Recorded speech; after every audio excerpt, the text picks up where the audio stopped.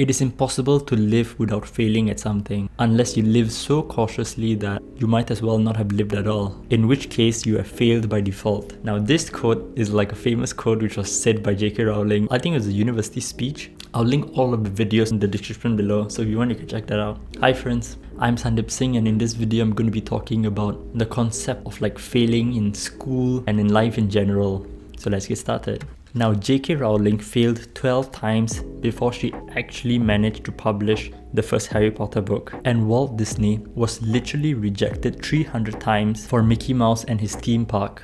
But why do we fear failure so much when like all of these famous people are like failing continuously and in the end they succeed? Why do we fear failing so much that it takes like a toll on our mental health as well? Well, I think one of the reasons is that whenever we get like an exam grade or something, like if a student gets an A, the teacher will like want to congratulate the student, and like everyone in your class will want to congratulate the student, and like even the parents want to congratulate your student. But if you get an F, no one would actually like congratulate you on failing. And I think like the stress that like teachers like put up on to us, because like the more A's that we get as students, the teacher would also be rewarded for the amount of A's that the students have. So if we get an F, like our teachers wouldn't actually want to see that. And I think like that also is a factor in the like mood towards us. That is why like when we get an F, like the teacher wouldn't be happy, so that results in like everyone not being happy, and like that also starts to manifest in our brain that like F is bad. But why exactly is failing so bad if all of these famous people who have succeeded in life has failed so many times? If we look at babies fail all the time. For example, before we could actually walk, we had to crawl, and while we were crawling, we kept on falling and like getting back up. A baby wouldn't like say,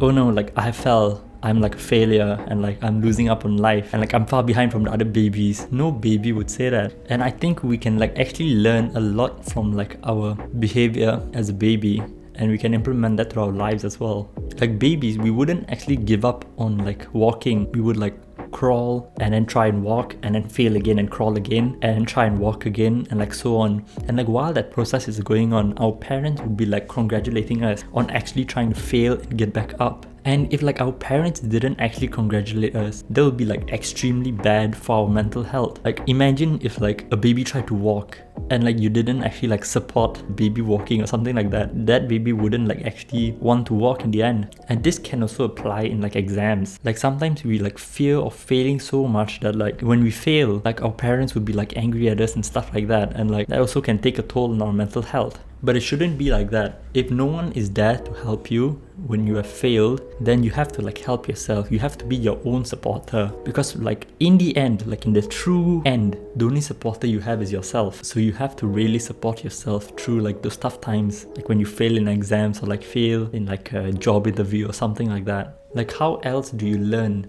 except from failing? And like I've changed a lot from my thoughts about failing throughout like my school years. And like right now I'm in my second year of uni. Like when I like failed in like my exams, like in high school I actually failed in few exams, and some of them were in English. So like I actually like failed in English, and I think when I failed on that day, I would like just cry, because I had like this kind of fixed mentality about failing and all that. But I think a better mentality to have about failing is that if you have failed at something, think of it as like that is one less mistake I need to make before actually succeeding, or like that is like one person less which I have to meet before like actually meeting the correct person to help you, or like that is like one technique I actually need to like change, and like I'm one step away from actually getting my goal. And like when I failed in like one of my English exams, after I failed, I like tried to see what were my reasons of actually failing by like the corrections and stuff like that. And like I realized that, okay, that like these sentences are not very good, and like I wondered like how can I improve my sentence forming or something like that. And like I read more books, like books with like fancy English words and stuff like that, and like I remembered all those fancy English words, and like I tried to implement that into my essay. And in the end, by failing like, again and again and again and again, you'll then realize like how to succeed in the end, because you have already like done all the attempts which have led to failure. Now there's a good quote from Niels Bohr, who is like this great like physicist, and he kind of like made the atomic structure. So let me say that quote: an expert is a person who has found out by his own painful experience all the mistakes mistakes that one can make in a very narrow field. And that actually makes sense. Like you have to like fail like countless amount of times, and then by realizing like that all the different technique which you have to like remove, you'll then find the correct technique to actually like succeeding in the goal. And like there's a good YouTuber called Mark Rober. He's a fantastic YouTuber. Like I think you should definitely see his videos. They are really quite amazing. There was this good TED talk that he made. I'll put the video inside the description below. And essentially, he basically thought of school to be like a game. For example, when you play a game, and let's say the game is getting from like point A to point B and there are obstacles in between those points, you are going to like move your player from like one obstacle to the next. And if you actually like die in one obstacle, you're not going to like give up and like say, oh, like I am so bad in this game, I'm gonna like give up on this game. But you don't actually do that. But essentially, you would say that like, okay, this method doesn't work in getting me from point A to point B, so let me like respawn the next round and try again. Then you might fail again. You can respawn again and like try another technique, and you do it again and again and again and again. And in the end, you will actually like reach to the end point. But imagine if it is a game where you go from point A to point B, but there are no obstacles in between. So no matter what, you would always just reach the end point. No one would actually play that game because it would be so boring. So that is why we need to embrace failing. Whenever we fail, we should be like happy that like, yes, okay, I've learned something new and let me think about another technique to actually succeed the next time around. And we do that